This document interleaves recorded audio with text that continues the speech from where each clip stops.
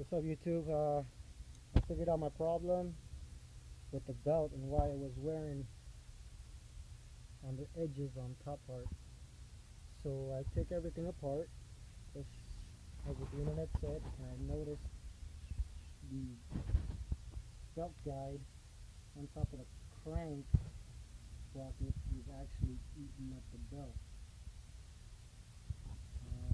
Other than that, I don't see anything that looks out of place. All the other ones look fine, so I'll make an update in a little bit.